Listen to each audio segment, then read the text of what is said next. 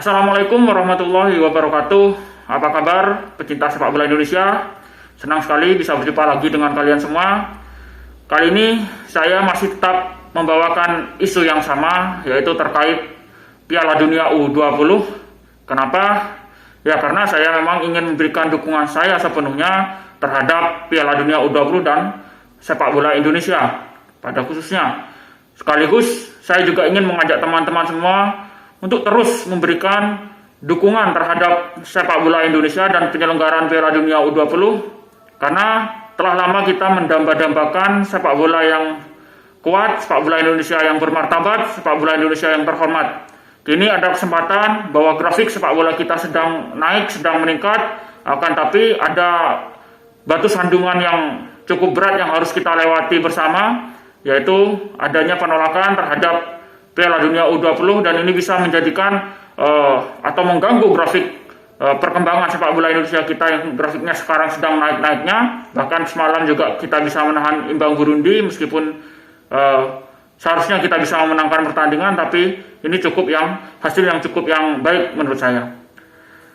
Kabar terbaru dari penyelenggaraan Piala Dunia U20 adalah Pak Presiden Pak Joko Widodo telah memberikan pernyataannya terkait kisruh yang sempat menjadi isu panas belakangan, yaitu tentang penyelenggaraan Piala Dunia U20 dan penolakan tim nasional Israel U20 dalam mengikuti Piala Dunia U20. Pak Presiden telah dengan tegas menyatakan bahwa kita semua harus memisahkan antara politik dan sepak bola. Presiden juga dengan jelas mengatakan bahwa dengan mengizinkan Israel untuk berpartisipasi dalam Piala Dunia U20 bukan berarti kita mengurangi atau bahkan mencabut dukungan kita terhadap kemerdekaan Palestina.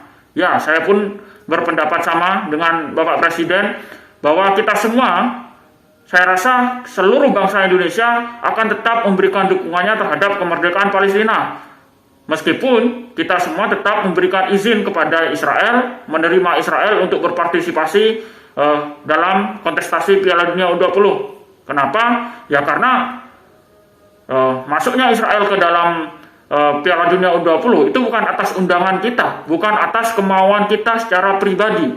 Sekali lagi, bukan atas kemauan kita secara pribadi. Lolosnya Israel ke Piala Dunia U20 karena memang mereka melalui tahap-tahap yang sudah disetujui oleh FIFA atau tahap-tahapan yang memang diakui oleh FIFA. Mereka melalui kualifikasi Piala Eropa U20, kemudian mereka berhasil menjadi runner-up Piala Eropa U20, sehingga mereka secara otomatis mendapatkan satu tiket untuk berlaga di putaran final Piala Dunia U20. Ini merupakan sebuah jalur yang resmi dalam aturan FIFA, jalur yang bukan dibuat-buat, jalur yang bukan memang disengaja agar mengganggu stabilitas politik di Indonesia, tidak, tapi memang jalur yang diakui dan disepakati bersama dan resmi secara legal begitu, sehingga sebenarnya tidak ada alasan lagi untuk kita menolak Israel dalam berpartisipasi dalam Piala Dunia U20. Apalagi Piala Dunia U20 ini sebenarnya kan hajatnya FIFA, acaranya FIFA yang punya acara. Kita hanya ditunjuk menjadi tuan rumah penyelenggara saja. Kalaupun FIFA ingin mencabut sewaktu-waktu penyelenggaraan atau hak kita untuk menyelenggarakan, itu terserah FIFA. Kenapa? Karena memang FIFA yang punya hajat, FIFA yang punya acara. Lagi pula, siapa sih Indonesia?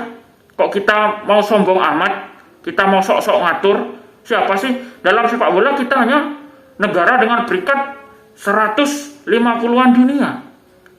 Posisi kita benar-benar tidak terhormat sebenarnya di dunia sepak bola. Oleh makanya itu sekarang kita sedang membangun sepak bola kita agar sepak bola kita mendapatkan posisi yang lebih terhormat. Begitu. Makanya jangan direcoki dengan urusan-urusan politik, jangan direcoki oleh urusan agama, karena sejatinya tidak ada sama sekali kaitannya sepak bola dengan agama, tidak ada kaitannya dengan politik. Agama punya cara lain untuk kita semua berjuang. Islam punya cara lain untuk berjuang. Saya pun seorang muslim, saya rasa masih banyak cara untuk kita melakukan perjuangan melawan para kaum-kaum musuh Islam. Tidak harus dengan cara yang sedemikian ini, karena ini juga mengorbankan, dalam tanda kutip, mengorbankan anak bangsa, mengorbankan anak-anak kita, mengorbankan saudara-saudara kita sebangsa, setanah air, bahkan semuslim, seagama. Jadi alangkah baiknya kita lebih berpikir bijaklah dalam menyikapi polemik ini. Kemudian yang kedua yang disampaikan oleh Pak Jokowi adalah pemerintah secara resmi berkomitmen untuk memberikan perlindungan terhadap semua peserta ataupun kontestan Piala Dunia U20. Karena ini memang sudah disepakati sejak awal ketika Indonesia mengajukan diri sebagai penyelenggara atau tuan rumah Piala Dunia U20, kita sudah bertanda tangan di sana. Kita sudah sepakat bahwa siapapun nanti yang lolos, siapapun nanti yang akan bermain di putaran final Piala Dunia U20, maka kita, pemerintah Indonesia, bangsa Indonesia secara umum, harus menjamin keamanan semua kontestan. Karena ini ajang olahraga, bukan ajang politik, bukan delegasi pemerintah, parlemen, atau dan sebagainya. Ini hanyalah anak-anak remaja yang sedang membangun karirnya di dunia olahraga. Ya. Kemudian yang ketiga, berikutnya yang disampaikan oleh Pak Jokowi adalah Pak Jokowi telah mengutus Ketua Umum PSSI saat ini, yaitu Erick Thohir, untuk berangkat ke Swiss, bertemu dengan FIFA untuk melakukan lobby-lobby dan mencari solusi atas permasalahan yang ada. Nah, ini juga merupakan sebuah bentuk upaya dari PSSI maupun dari pemerintah dalam mengatasi kisruh ini. Dan kita semua berharap semoga dengan upaya-upaya ini membuahkan hasil yang terbaik untuk kita semua, untuk bangsa Indonesia dan untuk sepak bola Indonesia pada khususnya. Berikutnya kemudian kabarnya juga Erick Thohir tadi malam pada jam 1 dini hari juga sudah berangkat ke Swiss, ke markas FIFA, untuk bertemu langsung dengan FIFA, melakukan lobby-lobby di sana, berdiskusi dengan FIFA.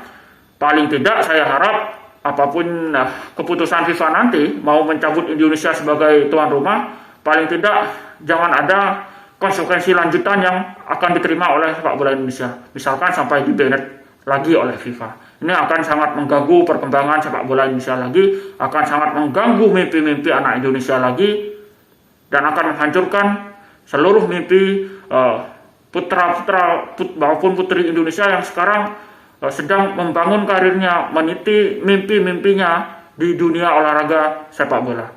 Kemudian semalam juga saya menyaksikan ketika pertandingan antara timnas Indonesia senior menghadapi Burundi di FIFA Matchday, Erick Thohir bertemu dengan para pemain timnas U20 dan bertemu dengan banyak pemain di sana, ada hoki termasuk di sana.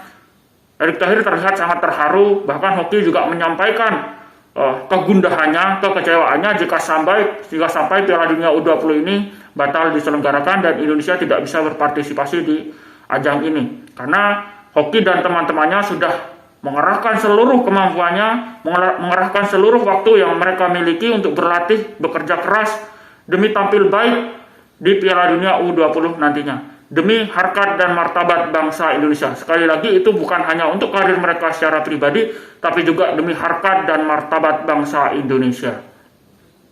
Kemudian Pak Erick Thohir juga menyampaikan beliau meminta dukungan dan doanya kepada kita semua. Semoga apa yang dia upayakan, lobby-lobbynya ini nanti bisa menemukan titik temu dengan FIFA, sehingga sepak bola Indonesia bisa terselamatkan. Kemudian kita juga berharap bahwa Pak Erick Thohir bisa menunjukkan kesaktiannya sebagai tokoh yang telah melanglang buana di dunia sepak bola internasional. Saya harap Pak Erick Thohir bisa mengeluarkan semuanya sehingga beliau mampu menyelamatkan sepak bola Indonesia. Kita semua tentunya berharap. Kemudian ada lagi berita bahwa Sintayong terlihat kecewa.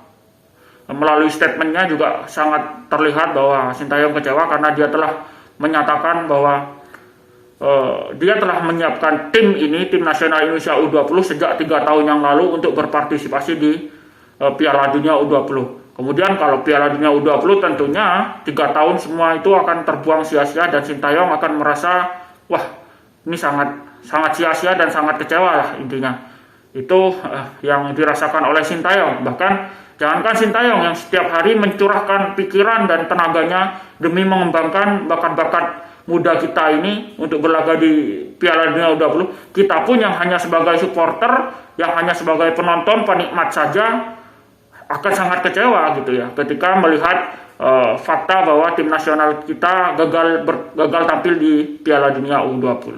Kita pun kecewa, apalagi seorang Sintayong begitu. Kemudian Hoki dan kawan-kawannya juga pastinya kecewa, pemain semuanya pastilah kecewa, sangat kecewa. Dan yang paling ditakutkan dari kekecewaan mereka adalah mereka yang sedang berkembang ini, mereka yang sedang mencoba meningkatkan kualitas mereka ini, kemudian mentalnya menjadi down akibat permasalahan ini. Ini akan merusak karir mereka. Ketika karir mereka rusak, maka sepak bola kita juga rusak. Kenapa? Karena mereka adalah generasi berikutnya dari pemain-pemain tim nasional kita. Harapan masa depan dari tim nasional kita. Kalau mereka rusak, berarti masa depan sepak bola kita, masa depan tim nasional kita juga akan terganggu. Nah, saya harap mental anak-anak ini tidak down, mentalnya harus mental baja, apapun nanti hasilnya, sambil kita berharap bahwa Pak Erick Thohir mampu melobi FIFA dan mendapatkan dan membawa pulang hasil yang terbaik. Saya kira demikian yang bisa saya sampaikan pada kesempatan ini, dan mohon pada teman-teman semua agar saya tetap termotivasi untuk membuat konten-konten tentang sepak bola nasional. Mohon dukungannya, subscribe dan like-nya, serta komennya juga jangan lupa. Oke, Assalamualaikum warahmatullahi wabarakatuh.